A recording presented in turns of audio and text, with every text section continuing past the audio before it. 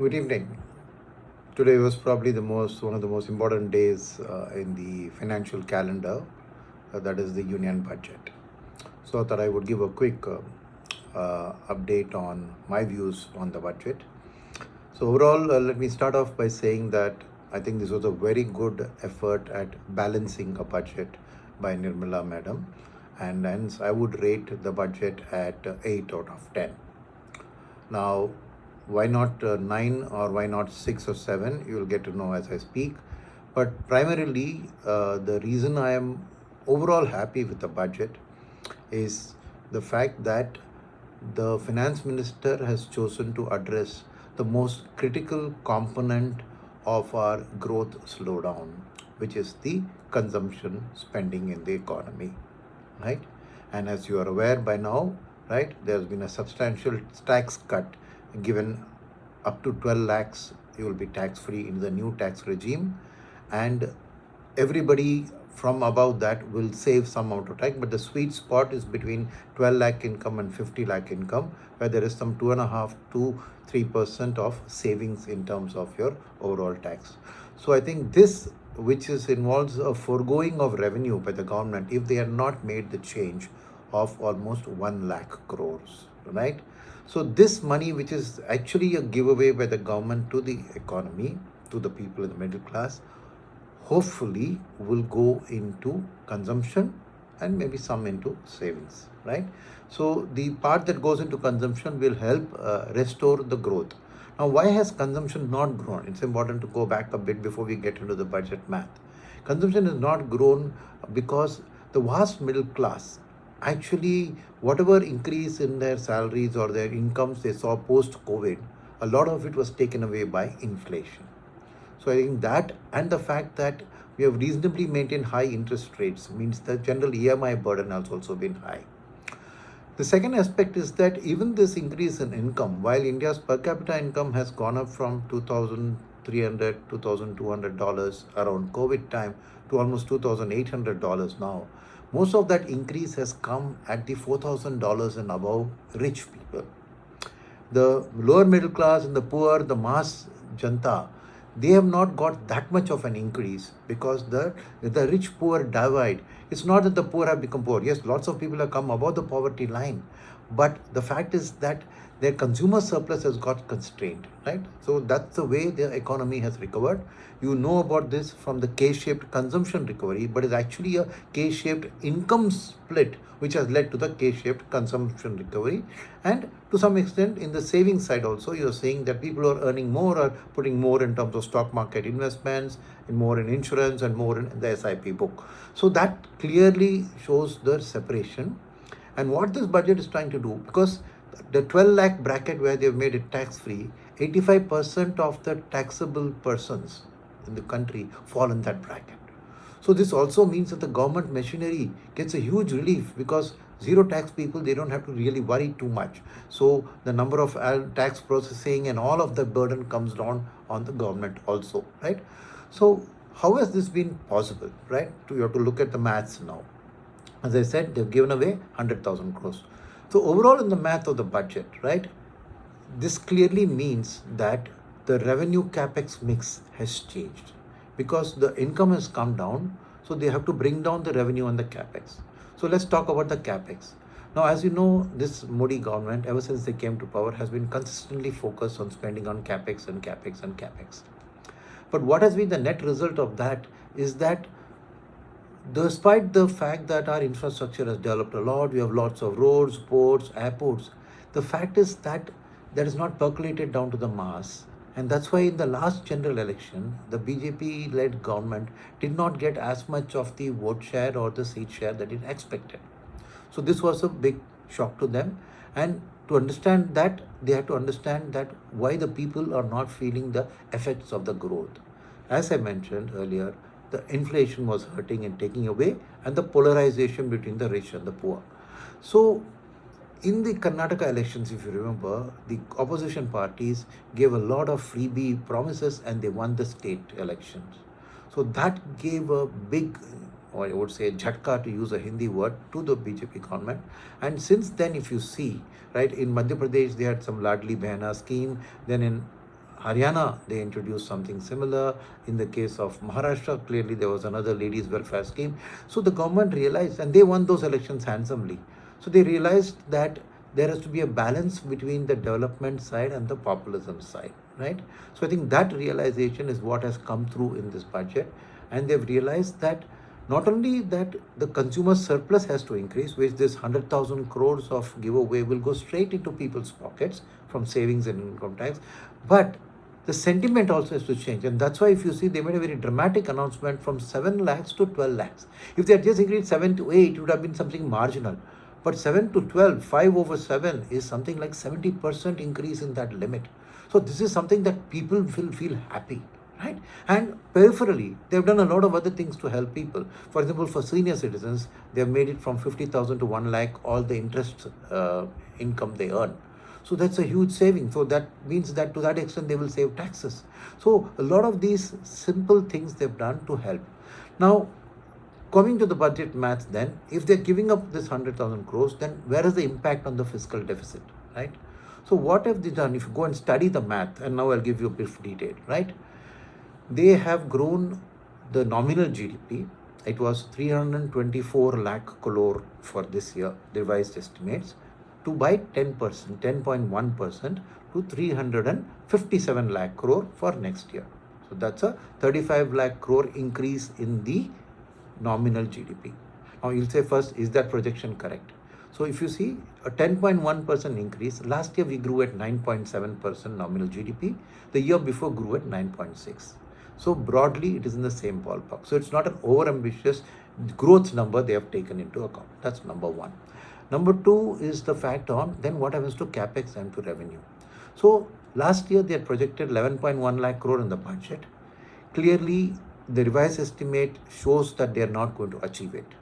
So what they've done in the capex is they've kept it flat budget over budget, which means it's probably going to be a 10% increase over the actual spend this year to next year.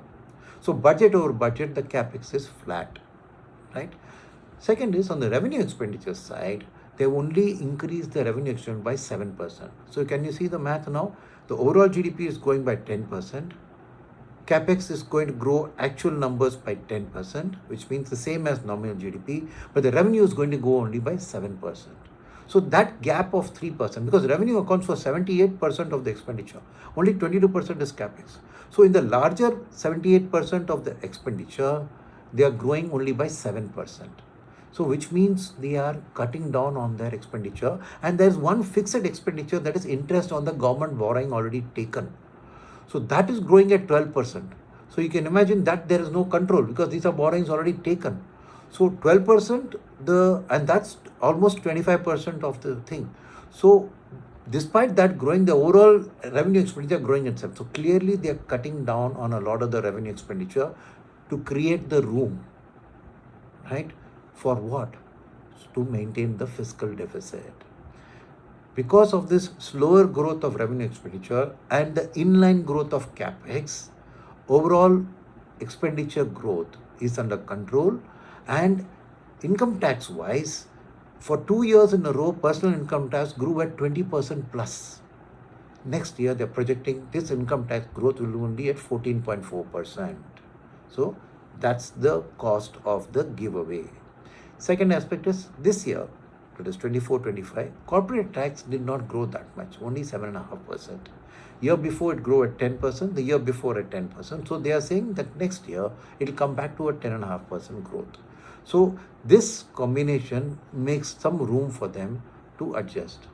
So as a result of this, the government is able two things. One, in this year, because they have curtailed their capex expenditure, they are posting a fiscal deficit of only 4.8, whereas in the budget last year they said it will be 4.9. The second is for next year, they had originally said we'll target 4.5 for 25-26. They are now saying they'll do only 4.4. So you must be wondering, this seems a kind of miracle. They're giving away money to the middle class. They're keeping a slightly increased capex growth going, and they are giving a fiscal deficit which is better than promised. It seems too good to be true. It comes from the cut in the growth of revenue expenditure. So which means the government spendings, right, they are taking a tight fist on that. That's how they've created the Rome. Now you can argue that why did they have to do this? The point is that the budget is meant for various stakeholders. Now we think that the stock market is one of the stakeholders, but not in the finance minister's mind. Stock market is only a resultant. They don't plan a budget for the stock market. Okay, so from that point of view, who are the main people that they worry about? There are only two. One is the public of India, right? And the second is the rating agencies on whom both the FDI and FII capital depends in some form, right? So what they've done is, so far, this Sabka Saath, Sabka Vikas, they had thought that over these years that when we do that development, trickle-down effect will come and automatically people will be happy with us and vote for us.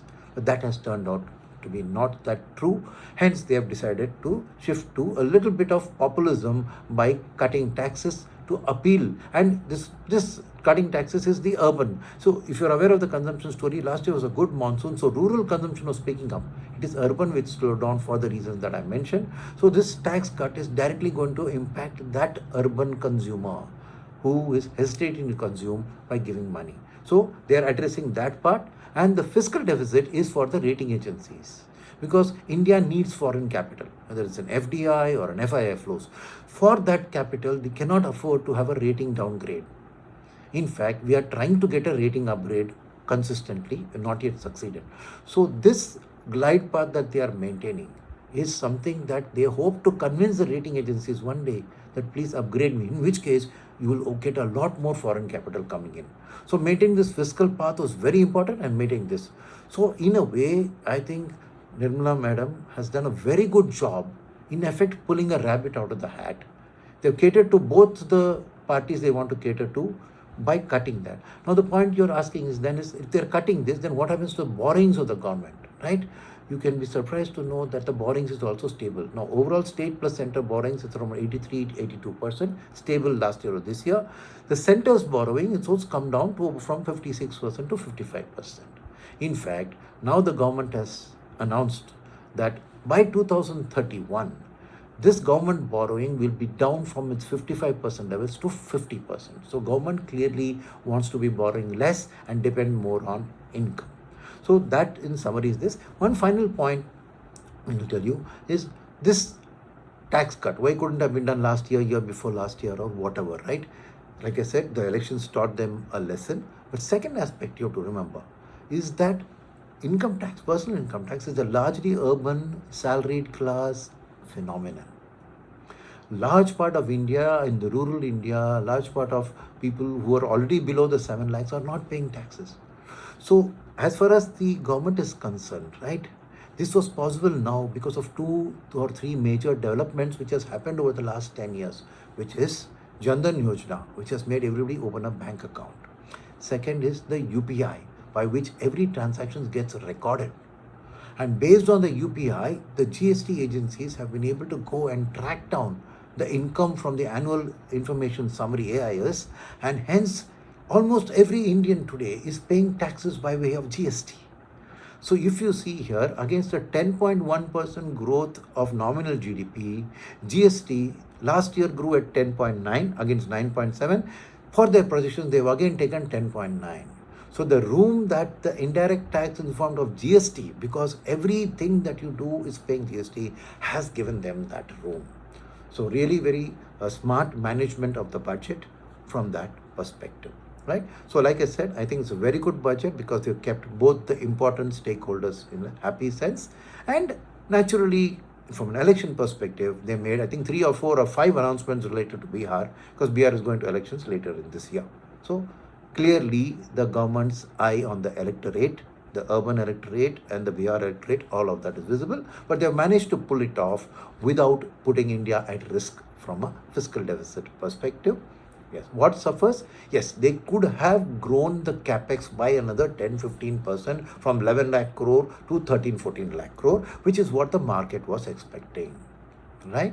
And that's one of the reasons that the market has not reacted that favorably, except for the consumption sector where clearly there was a rise. The rest of the market has not responded. Why? Because like budget after budget after budget, Everybody, the market participants, last 3-4 days built up the market, saying that again there will be a capex emphasis. And when that was not there, when actually you're having a flax budget or budget capex, market participants who had built up positions, long positions on defense and railway and the stuff like that, they naturally found suddenly that those stocks were correcting today and they were trying to sell and cut their losses or whatever. So from that point of view, the market has not jumped and welcomed, but this situation will set itself right over the next few weeks. Do not worry, because I'll come to the market. Why? Because first things first is that this budget has to be read along with the RBI policy, right? Now that's just a few days away. And the budget has, by keeping the government borrowings under control, keeping the fiscal deficit under control, has not put pressure on the RBI governor that from a fiscal side things are going to get worse. So first, a support to the RBI governor. Second aspect is that from an inflation perspective, right, I think that the RBI governor is in a right space to start a rate cutting cycle. It was a 50-50 call earlier in a few weeks back. I feel it's now 60-40 that there is a chance. Why do I feel that? Let me quickly tell you, because we will come back to you with the RBI policy later. The reason for that is very simple, is that oil prices, because Trump has announced this drill baby drill, which is reviving all the old wells, oil wells, the shale gas in the US, pumping oil into the country and getting other countries to buy their oil. India could be one of those which buys that oil, as well as putting pressure on Saudi Arabia to reduce the oil prices. So oil outlook is stable. Imported inflation from oil will be stable. And food prices, which were rising, if you read the economic survey, it was clear that in January we have seen the tomato and onion, the key culprits in the food inflation, have actually come down. So inflation is trending down. RBI will have latest data at their end. So I think there's a tilt in favor. I can't take it for sure that a rate cut is some, but since the new RBI governor was in the finance ministry, and for the 9 months he has worked on the budget in the finance ministry, and only then he became RBI governor, he very well knows the math and the need. So if that comes through, then the market will react positively on the rate sensitive part, which is banks and consumer durable, discretionary, real estate, auto, all of these, right? So the market is probably waiting for a clear sense of direction from the RBI policy. But that apart, right, though the market is not taken well to this, I want to leave my suggestions to you on what this budget means for the economy and the markets. So to me, this is the time to buy. Buy what? Well, everybody's buying consumption today, that's why it's gone up, but that's a known story, right? Yes, consumption will do well, but now that the rally has happened today, there may be a few more days and it will be stable. But the key aspect to remember is why the FM has chosen this path is for another reason. What is that? See, the government has spent on capex over the last 10 years. Even this year, there is going to be good spending on capex. Despite that, our GDP growth is not going beyond that 6.5% level. Yes, consumption is not. But the key thing is, even this 6.5 going to 7 because of consumption is not the true story. If you had read the economic survey, what Mr. Ananta Nageswaran said, he had said to reach the Viksit Bharat goal of a developed nation by 2047, we have to grow at 8% consistently for those 2 decades then, up to before 2047. How are we going to reach 8%? It's only when the double barrel engine of government capex plus private capex steps in. And as you know, private capex hasn't really started in a big way. What is the reason for that? It is the lack of consumption. Capacity utilization in the country is still hovering at the 75-76% levels. Now, if this budget's 100 lakh crore of giveaway comes down, sorry, not 100 lakh crore, 1 lakh crore of giveaway comes down to the bottom, and a part of it gets into consumption, a part of it probably can come into the stock market. If it gets in and the capacity utilizations improve to 78, 79, 80%, private sector capex will start kicking in. And that is the story which will take our GDP growth to the 7.5 to 8% levels. So to me, the right thing to buy now is the mid and small cap suppliers of capital goods with the private sector. What is that needed in a brownfield or a greenfield expansion? Yes, you need a factory, you need buildings, you need cement, you need steel, but you need EPC contractors, you need turbines, you need all of the steel pipes, you need electrical wiring, all the building materials. So these are the kind of stocks which I believe from a year and a half perspective will deliver tremendous value. So with those bits, I say stay invested in the market, and allocate according to what I've just said. And this budget is a very good budget, and 1 year later we'll be thanking. All the very best. Thank you.